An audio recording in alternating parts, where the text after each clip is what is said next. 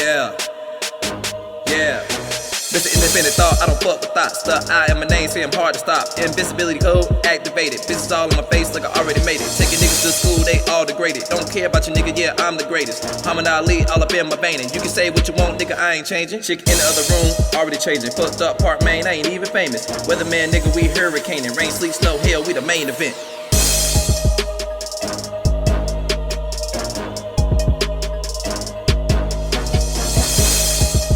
What's good? It's your boy Liv, back with the Black Male Geniuses Podcast, Part 6. Is that the name? Yep. Nice. I'm in the right place. There you go. There you go. Here with my boy Ashton. What's up, world? And they just blocked my fucking, I can't go live on Instagram now. That's so whack. That's why this is going on YouTube anyway. So, and honestly, I could actually probably post this afterwards because I'm just recording on my phone. Cause I got the 128 joint now. So, yeah, it just kind of like killed my vibe. I was like, you can't do nothing no more without somebody being offended. But you know, that's why we got a safe space where we can just say how we feel, and you know, it's not a huge deal. You know what I'm saying? Anybody that know me, I'm just being genuine. So. But anyway, so Ashton, you want to tell them, like, you know, where you're from? Sure. You know, and a little bit about yourself? Yeah. Originally from North Carolina, Charlotte, North Carolina. So always got to rep that. Spent a little bit of time in D.C. and now I'm here in New York. Been in New York for like the past 3 years or so. Mm-hmm. Let's see, man. Just, you know, met Hashim at NC State University. So shouts out to all the homies from North Carolina, all the homies from NC State. You know, just it's always family. Yeah. You know. Yeah. At this point. Yeah. You know, anytime I've always met somebody from North Carolina out in this world, you know, outside of the state, it's always been a good vibe, and they've always looked out. So, you know, we want to keep that going. So. Appreciate you having me on your podcast, man. Alright, bro. Building a platform, you know, just happy to be a part of it, man. So I appreciate you. Yeah, and that's cool too because you know everything's been a process. You're gonna have little hiccups and whatever, but it's nice. It's a pleasure to have you on and people on here because it's episode 6, and you know there's a lot of podcasts that started this year, and you know I really wanted to create a safe space where people could just be again genuine. I know I'm repeating myself, but that's what it is. You don't want to have yourself censored just because you're just being real. You know what I'm saying? There's a problem now with just being real, and that keeps people from being real. So, you know, you may, you know, get this iPhone here and somebody might tell you on the packaging that it's an Android. You can be like, oh, like there's something wrong with that. So, you know, you want it to be transparent and, you know, be who you are. So, well, we're shooting this at my house. So I definitely feel like this is a safe space. Yeah. And I'm glad we could do it in person, man. I'm glad we yes. kind of worked it out and we can make a way to do that. Yeah, that's real because, you know, in person just has a different vibe. So like a little bit about me up to this point. So I left Dubai and I came here about a week ago. And so it's funny because I was actually going to a couple other places because some stuff happened on my flight. I had to get the vaccine, which I actually just got the first dose, so I'll get the second one. So I couldn't go to the Netherlands, so I ended up potentially going to Orlando. That didn't work out, so then I ended up here, and it just kind of just worked out perfect. So shout out to the NY, shout out to NC, and you know, NY's showed mad love, and I'm appreciative of that. It's good to be home, you know. But yeah, so like, you know, you've been working with NAACP for a bit, and I think you've done like the radio. Tell us a little bit about like your experience you have with radio and like archiving and different things like that.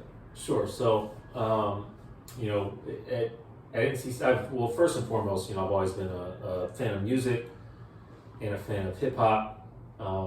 You know, I'm an 80s baby. You know, I'm 36 years old, so my relationship to music is listening to it on the radio.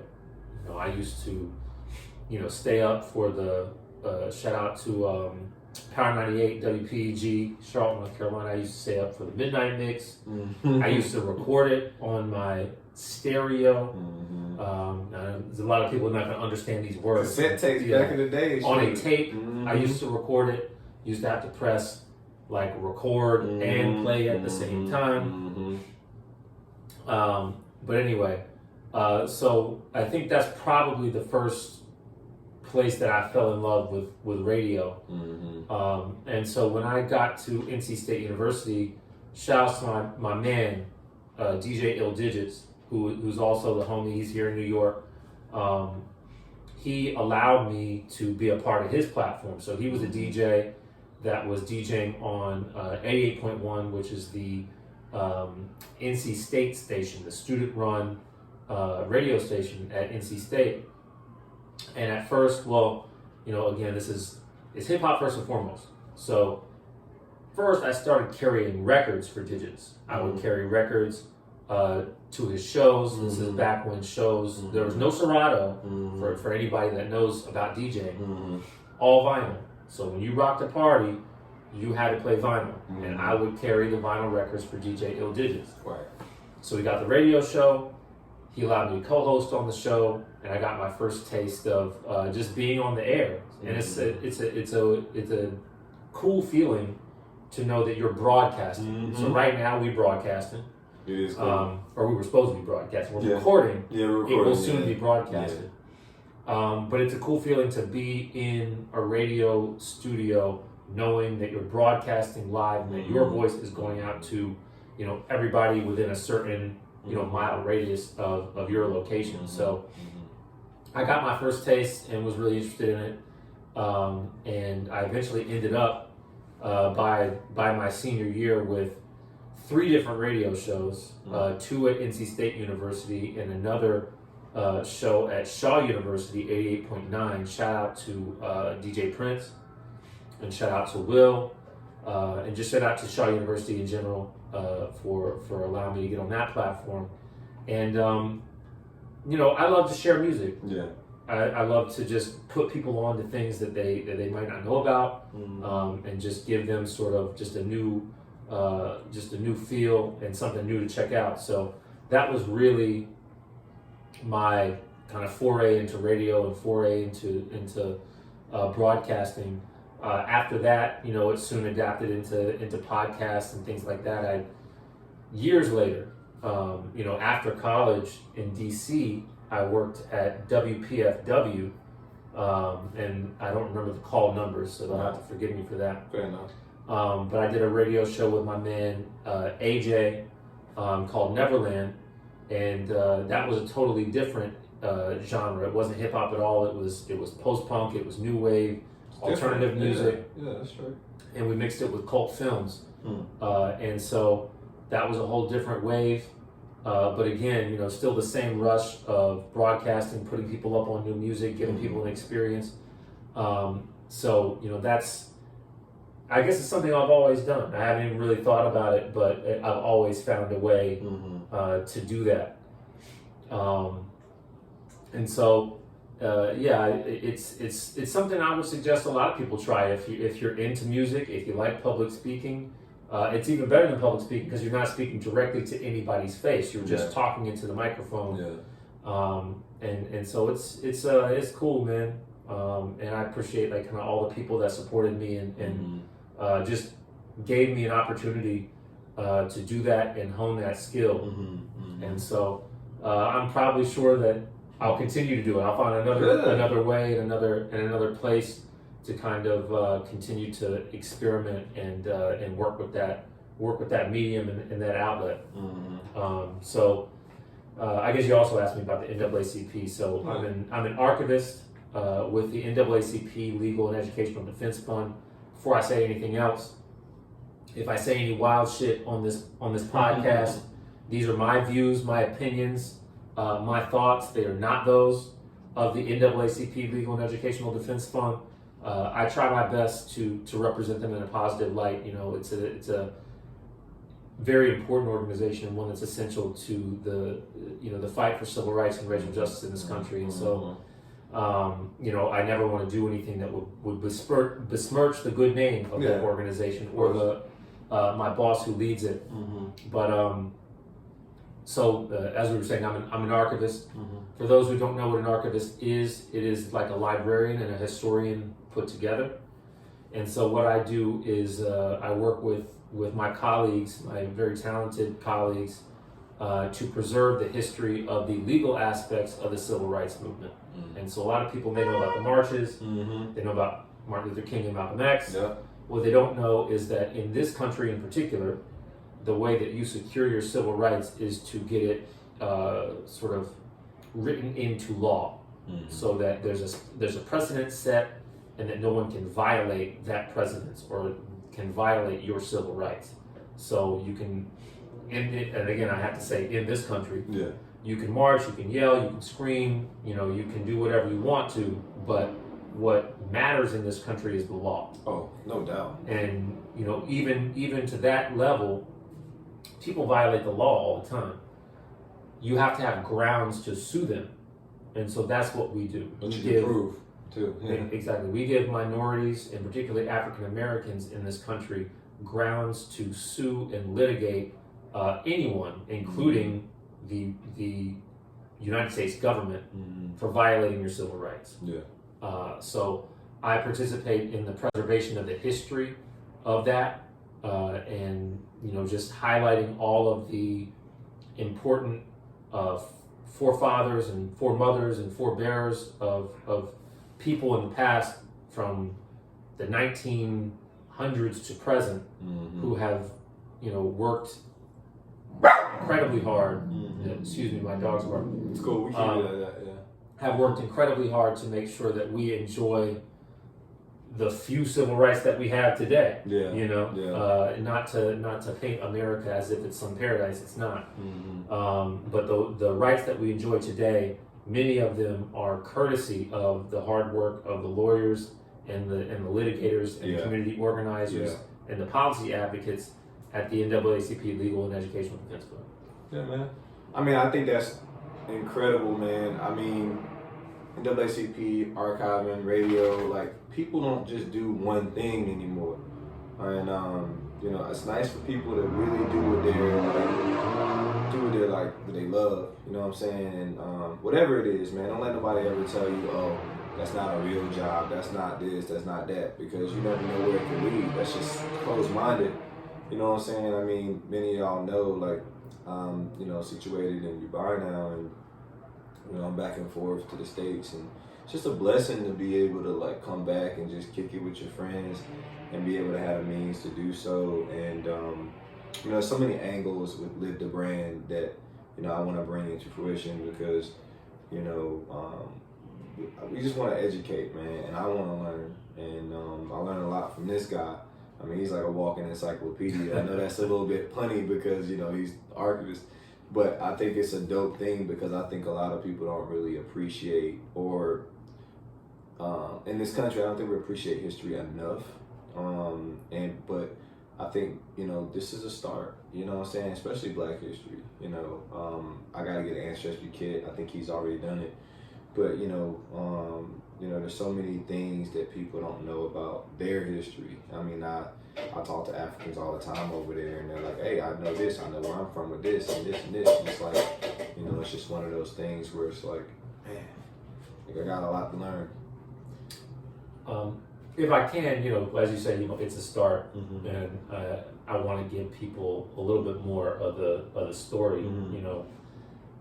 I don't consider myself to be successful at all. But I'm a lot better off than I was.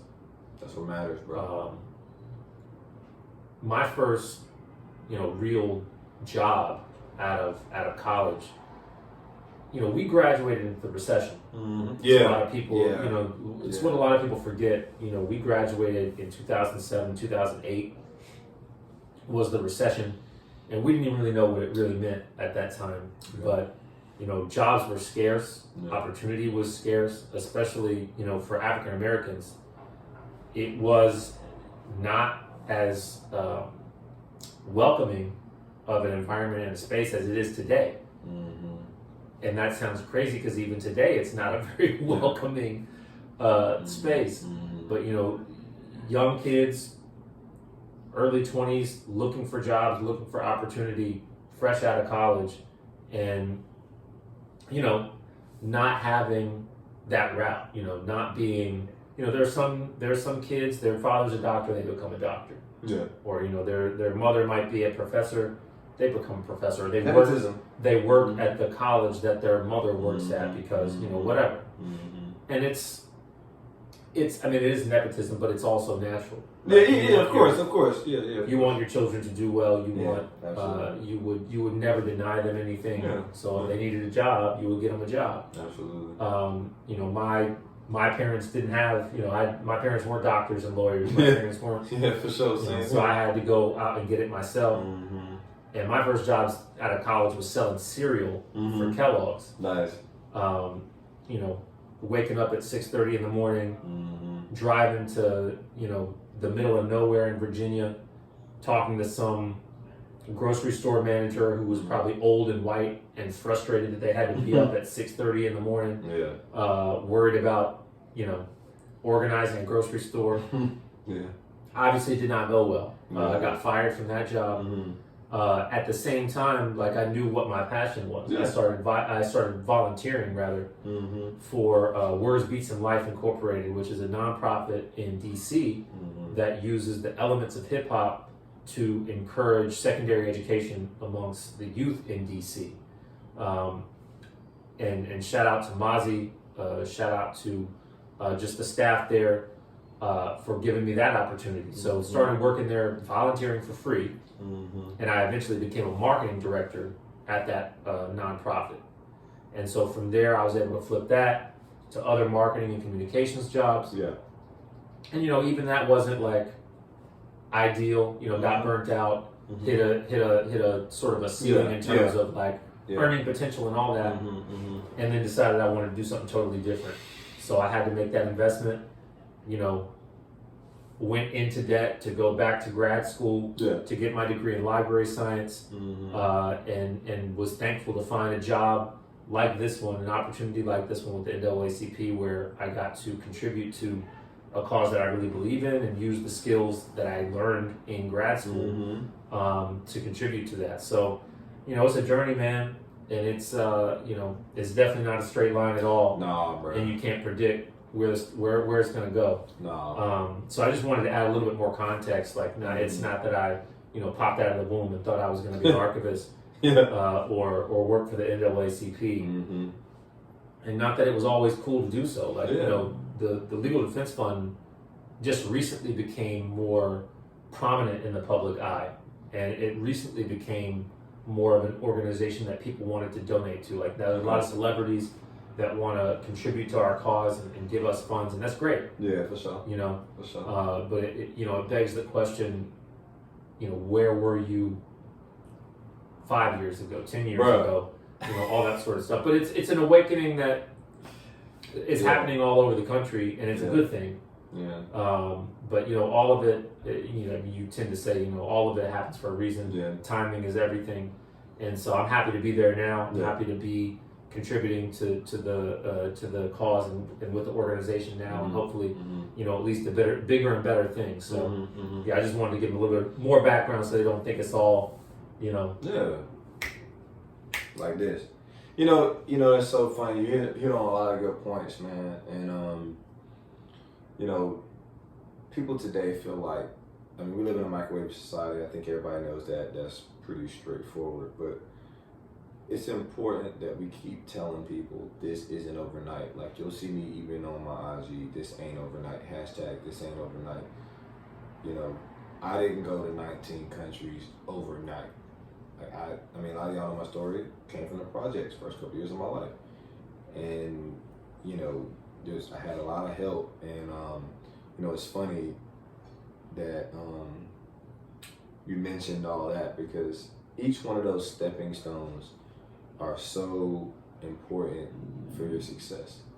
And you know, you feel like you take one job, like, you know, you said you're working at Kellogg's, whatever.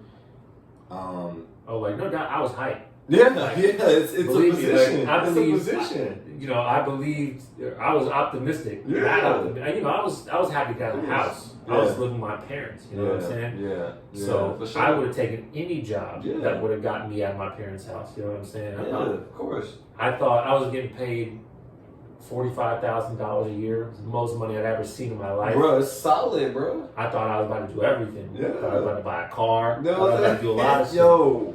You know, and then you realize $45,000 ain't that much money. With taxes and all that. That's a whole other discussion. We're gonna tap on that. But like, I think that, it's just important to hear the stories. Life's about stories. And everything, like you said, everything happens how it's supposed to be. And like you said, like where was it when it was, I'm big on that. Like damn, where was this when it was this? We could have been doing this. Like when I talk about the pandemic, why did we wait till after the pandemic to do this?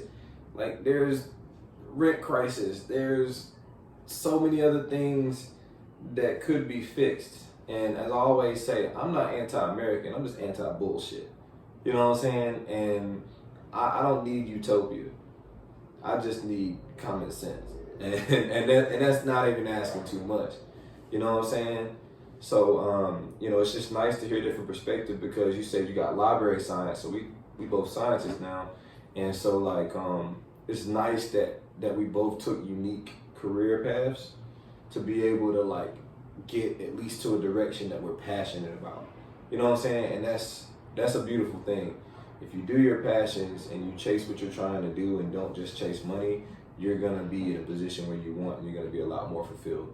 I got to take this call. Yeah, We'll be right back after this. For sure. Hello? All right, so we back. He had to take his call, but we back. One thing I've learned about having a brand and working on things, you got to go through some roadblocks, and I'm just grateful that I can record this from the phone and still be able to get the message out. Because how many of y'all know an archivist and a meteorologist doing a podcast right now? Two black scientists. I'll wait. You can't. It is what it is. Pioneers, bro. Pioneers. Yeah, I guess we should note, or let me know. Mm-hmm. Sorry. Mm-hmm. I'm the only African American archivist working on preserving the history of the NAACP Legal Defense Fund. We're working on hiring more, but I am the one. I'm not even. I don't mean to say that to like flex or do anything like that. You gotta flex on that bitch for real. You gotta do it. We're planning on starting an internship program. Some more African Americans are getting involved in the archivist field. Yeah. It's just as you were saying, it's important to know who you are. It's important to know your history, and the only way you can do that is if people work to preserve that history, right, and to contextualize it in the right way.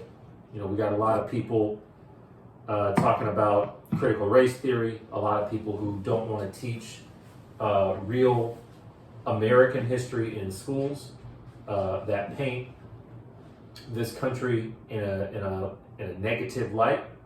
And so the more that sort of thing comes up, the more you need people in positions that can really save the information that you need to access so that you can know the truth. And so that's part of what I do as my job. I can appreciate that because there's so much stuff I don't even know about my heritage and just American history. And that's the cool thing about having Ashton as a friend is the amount of knowledge I get. We're both geniuses in our own right, but that's the beautiful thing about like your tribe is you get them to be able to fit the puzzle piece to where you learn stuff that you don't know, and it's gonna always be continuous. It's not static. It's gonna be continuous. Yeah, I mean, and the other thing that people should know, and I think the younger generation knows this, but if they don't, like, you can be an archivist, you can be a librarian, and you can rock the tech fleece. Yeah. You can rock the Air Maxes. You know what I'm saying? You can be you. You don't have to. You don't have to wear the bow tie and the cardigan and the whatever.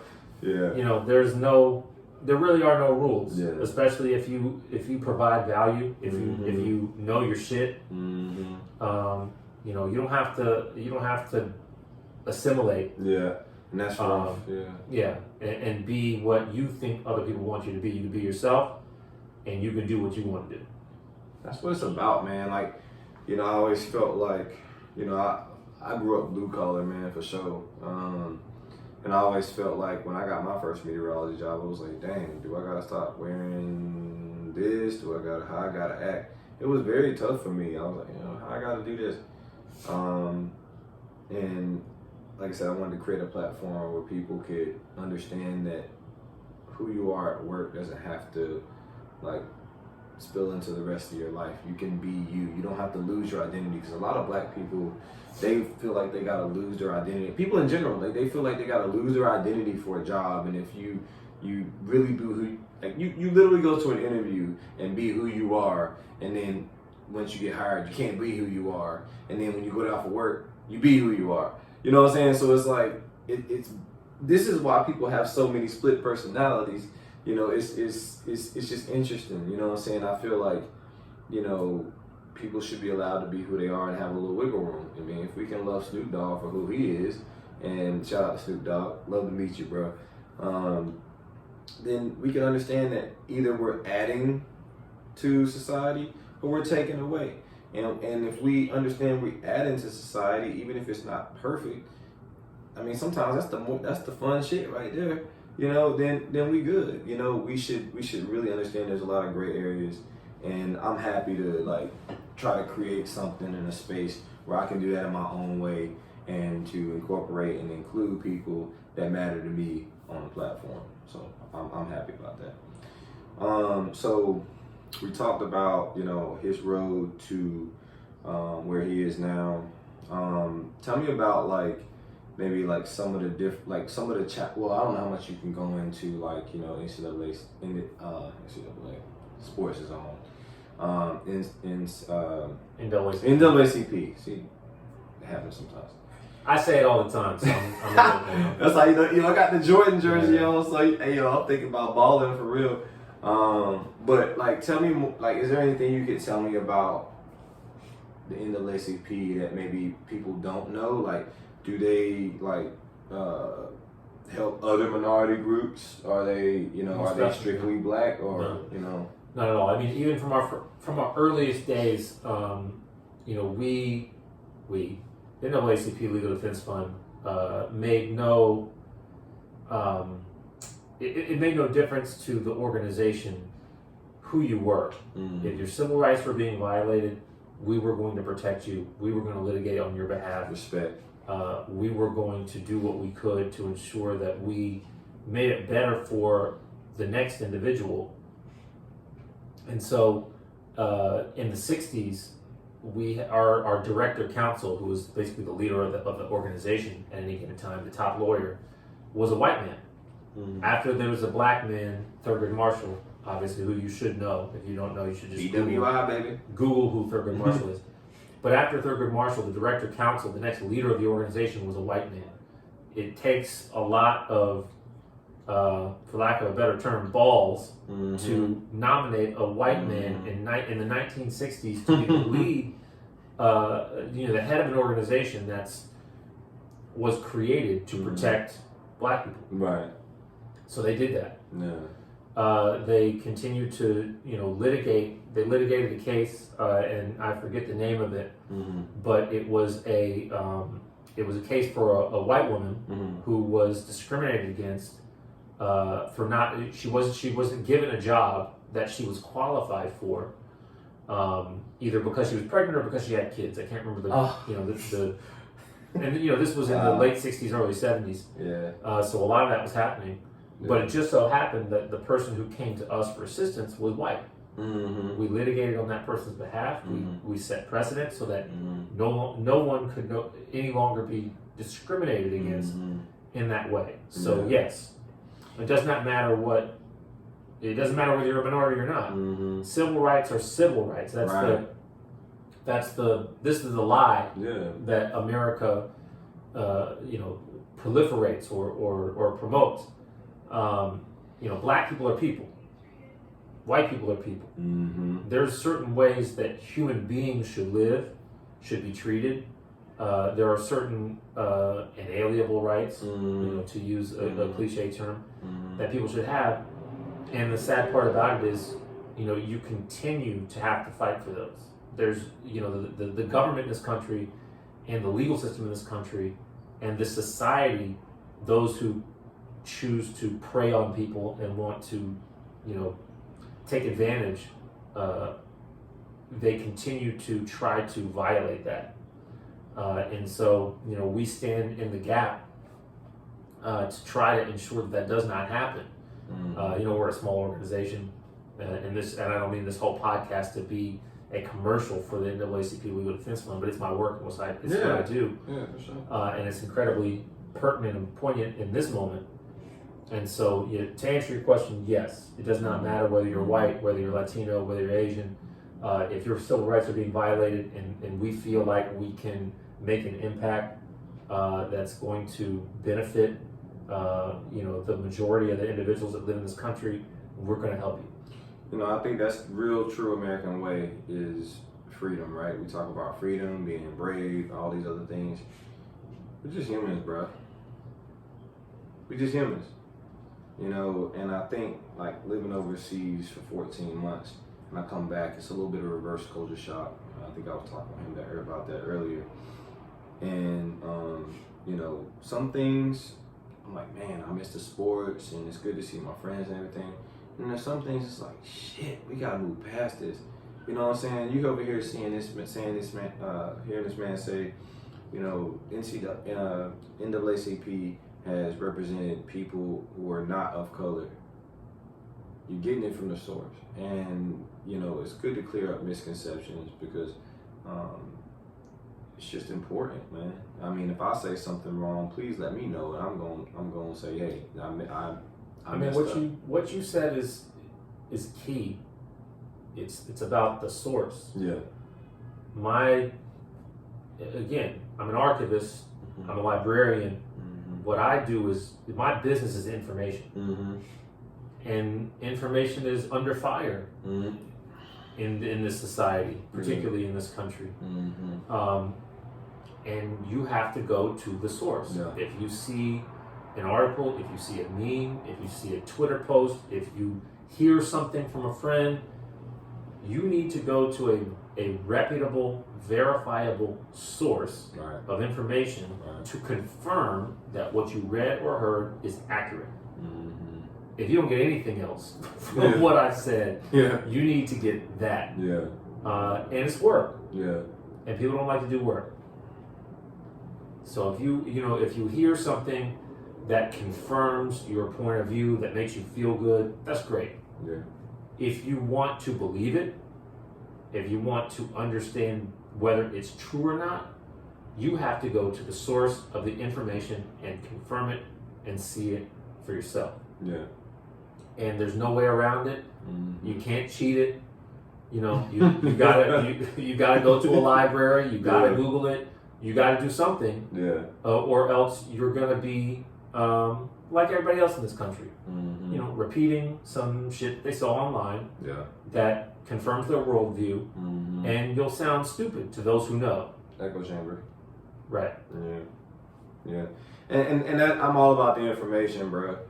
Like, there's a lot of misinformation, but I think right now, like I said, I mean everybody knows I travel quite a bit, but when you see different countries, you realize how freely you can speak in a lot of other countries, and here it's like, for example, I get my damn L.I.V blocked for whatever reason. I'm about to hit the CEO up anyway, but it's interesting. Like, we need to protect this information, especially if it's the truth. Like, I remember having a conversation with a friend about reality versus truth, and I'm like, damn, like, do we even really have to have that discussion? I remember a time when it was roughly the same thing. You know what I'm saying? Like, we splitting hairs at this point, and we not moving forward because of it. And that's one thing that's frustrating with me is like, when I come back in the country, it's like all these things that we should be moving forward with, and we should be, saying, hey, Garrett A. Morgan made the gas mask, and we should be talking about Marie Curie and all these other people, because we all are America. And it's nice to hear, again, NAACP, you know, being for civil rights and human rights, and that's never a bad thing. You know what I'm saying? Checks and balances is what makes this country great, when it is allowed to be checked and let me just say, if this, you live in Dubai, if this podcast is international, African Americans' human rights are being violated in this country. Facts. Black people are being murdered in the Facts. street by police officers every day, and no one goes to jail for it, and no one is being held accountable. These are human rights violations. If you live internationally, if you care about human rights, you may think America is, the promised land. You may think we're the richest country on earth. You may think whatever about America. People's human rights are being violated here. And it's something that, if you have the time and capacity and bandwidth to do, you should be advocating for change for that. And police violence, police misconduct is just the most obvious form of it. Much of what African Americans have been subjected to in this country is mental. Oh yeah. And it is societal. It's systemic, which is another trigger word, another cliche, but it's true, and it can be proven, and there's information to support it. And so, in a lot of ways, it's more sinister. You have to really work hard to create a system that mentally impacts people in such a way that they will do things that are against their own best interest. Yeah. Oh, yeah. For and sure. so, this is what we suffer from as African Americans in this country. People who, were brought here against our will, were removed from our culture, our language, our religion, our customs, and are now, years and years past enslavement, but still mentally enslaved to an American way of life that is not conducive to what African Americans need for life, liberty, and pursuit of happiness. So, that's just my PSA for all you outside of the United States who, if you care about human rights issues, there are multiple, perhaps hundreds of human rights issues happening right here in America to people of color. So glad to hear you say that, bro, because I speak to a lot of people over there, and like a lot of Africans recently, and one of my friends, he said, we got African American, we got Latino American, we got everybody else from African American, but yet, why is there no European American? That tells you right there. When I go overseas, I'm just American. You have to remove the hyphen to be fully American. It's like pseudo-American. It's right in your face. And even I didn't really notice it until I heard somebody from outside of America say this. This is how deep it runs. It's just really interesting. I'm like, dang, I didn't think about that. So I don't know. It runs deep, and there's still more that I'm thinking about as I dig into my heritage, which is really a lot of what my brand is about, is going back to my roots. You know what I'm saying? A lot of y'all may not know, but Puerto Rican, Italian, and Native American, a little Dominican, and I think I'm Kenyan, but we're gonna get there. But I think that if we all get an ancestry test, again, get one of those, we'll understand a lot more. And if we look back at American history, we'll really start to really understand some things. And I don't want to create a divide. It's not what I want to do, but I don't want to taint history and not let it be what it is. Like, that's doing like life an injustice. Well, here's what I always think about. In school, they teach history. And these are the things, and the people that write the history books are white. And these are the things that they are admitting to. Right. They're admitting to slavery. They will readily tell you that there was a there were hundreds of years in this country where, people from Africa were brought over, they were made slaves, whatever. They'll tell you the whole history. They're admitting to it. Yeah. But you and I know human nature. No. You never tell the whole truth. Yeah. So what is this country not admitting to? What are they actually ashamed of? Yeah. If I'm willing to tell you, hey, we enslaved people for 500 years. Mm-hmm. We whipped them, we hung them, we cut their dicks off, we did everything. Mm-hmm. If I'm admitting that, what am I not telling you? Yeah, that's true. That's true. There's always more layers. That is a very good point. That's why I'm staring at this guy. It's a very good point. He always gives me something to really think about.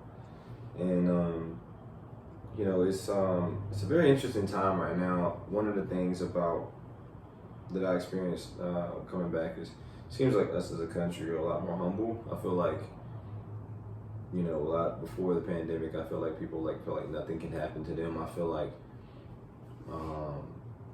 it's just some things that need to be fixed, but I feel like we in a way became more empathetic, but in a way it's like still every man for themselves. But I think that overall, after talking with some waitresses and different things like that I've seen around New York, people have been very open to helping me if I'm the wrong way on the train or whatever, if I swipe my little card too fast or whatever. And I think the good thing about that is if you see something, man, try to do something. I mean, I'm not saying you have to all the time, but if you see something small, help somebody out if you can, because all that's gonna do is make more unity. And I think one of the bigger things about this country is the division in so many ways. The house divided against itself can't stand. Period. You know what I'm saying? We can acknowledge the history, we can understand it, we can learn more about it, but we are the United States of America. We're not the divided States of America, but right now, a lot of the times it feels like that. Maybe a little bit less than before because of the pandemic, because we had a new enemy. But, I think that's one of the things that I really want to try to bring back. Again, I'm not anti-American, I'm anti-bullshit. Well, the thing is, we were talking about it earlier today. It's our friend group, especially me and my friends up here in New York, New York is a crazy place, man. There's a lot of opportunity out here, and there's, you'll get into something new every day. And what we prioritize is the squad.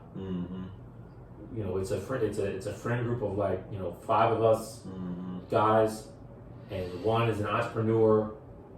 Another one of my friends is trying to make a movie. Another one of my friends is a musician. I'm an archivist. All doing different things, but we prioritize a squad. And in order for there to be unity, you gotta want to see me win. Who in America wants to see a black man or a woman win? You want to be united? You got to answer that question. If you don't want to see me win, we can't be united. I can't love anybody that don't love me. I can't be with anybody that don't want to see me win. It's not, it's just common sense. So, we aspire to a lot, but, again, it's work. Yeah. People got to want to do the work, and people got to, you talk about ego a lot. People got to get their ego out of the way. Yeah, that's real. People just got to stop with the bullshit. Period. If you're worried about keeping somebody else down, if you're worried about somebody coming for your spot or somebody taking something that you think belongs to you or earning something that you think, is supposed to come to you, your mind's in the wrong place. Facts. Yeah, exactly. So I'm about people that want to see me win, and I'm about a country that wants to see me win. So you're never gonna see me, unfortunately. Bars. And these are the views. Bars, though. They're not the views of who I work for. Yeah, but that's bars. You're never gonna see me with my hand over my heart at a stadium. You're never gonna see me crying at the national anthem. You're never gonna see me, you know, if I'm lucky enough to buy a house, Mm-hmm. you're never going to see me flying an American flag outside of it. Mm-hmm. I'm never going to, you know, cape for or co-sign a country that don't want to see me win. Yeah. And it doesn't mean that there's hate. It's like things are justified. You know what I'm saying? I know the history. I see it. Yeah. You can't unsee the things that I've seen. Yeah. You can't unread the things that I've read. Yeah. Yeah. So you know, there are a lot of people out here that don't know and ain't read, Mm-hmm. and it shows. You know, so That's you know, real. I have. It's always been anybody that wants to have a conversation with me, white, black, whatever. Mhm. I'm happy to have a conversation with you. You know, I enjoy sharing new music with people. Mm-hmm. I enjoy sharing new information with people. Mm-hmm. The information is not new; it's just new to you. So, you know, it's you know, I'm not out here trying to make anybody feel bad. Yeah, but it is I'm what not it out is. here trying to, you know, blow anybody's high. Mm-hmm. Do you? But I'm do me too. Yeah. And you know, That's the part. That's Yeah. the part. that's really what it is. You know, it's just so many points. Sometimes when he's talking, I'm like, dang, that's a good point. I want to expand on it. But it's always good to have somebody on the podcast because, you know, you get to reflect, you know, for yourself as well. Like, I don't know, I'm big. There's been lots of times where people have been jealous of me and it's just got me in some bullshit. And I'm like, what the hell is happening? Like, what's going on? Because we two genuine people and we do want to see people win. I don't know how to hate on nobody, to be honest. I don't know what that looked like. But part of my brand is I want to build confidence in people. And I want people, what builds confidence in people? Information. When you have the information, you can make better informed decisions. Information. There you go. But yeah, man, you know, I really appreciate you being on the podcast, man. I'm sorry it wasn't live, Thanks for having me. but I'm gonna try to figure out why it's not live. But you know, you got anything else you want to add? I mean, I think that what you're doing is great, and you know, just continue to go with what you're doing, and you know, any way I can help you, you know, I'll do anything to help I you. appreciate you, man. You know what I'm saying? Yeah. Nothing else to add, man. You know, just support this man. You know, again, if you heard me speak, you like what I'm saying, you think I'm a fairly intelligent person, I co-sign this man.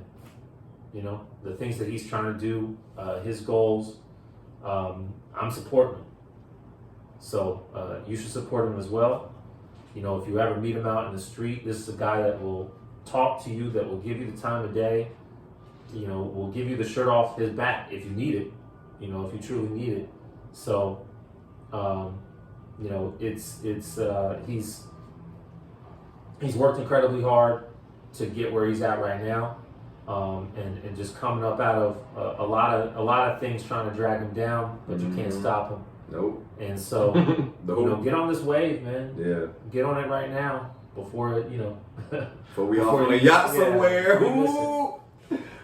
Yep. You know, it's you always gotta stay true to the people that stay true to you, man. Facts. You know, there's something about going to a new place and reinventing yourself. Yeah. You know, that's great. It's a great feeling. Mm-hmm. But you also want to be around people that know you. Yeah. That's true. You know, people that will keep it real with you. Mm-hmm. And so that's what we do for each other, man. Mhm. And if you do that for the people that you know, I think this will be a lot better place. You know, you just got to keep it real with yourself first, Mm-hmm. and then you can spread that around to the people that you know that'll listen to you. Mm-hmm. And you know, that's a vibe that I want to spread, man. Yeah, that's People just real. keeping it real. That's it. That's it. It's not hard if you are real. You know what I'm saying? You can't be too worried about. I mean, we all in some ways care about what people think. That's just natural. But I think that you can't let that happen at your expense of who you are at the core. You know what I'm saying? That's really the key. You know, we all have insecurities. We have all those things. But I'm going to tell you, there's pretty much nothing that you have gone through that somebody else in human history have not gone through. You know what I'm saying? So understand that be your brother's keeper, be your sister's keeper. And yeah, man, this is episode 6. And We out here. Wait a minute, real quick. Yeah. This is what you got to do: like, subscribe, Yeah. follow. What's the Instagram? So Instagram, Live is Genius on Instagram. But yeah, I mean, Live the Brand on YouTube. So feel free to subscribe, and that's it. All right, peace, y'all. Be easy. Out of here from BK. Shout out to BK.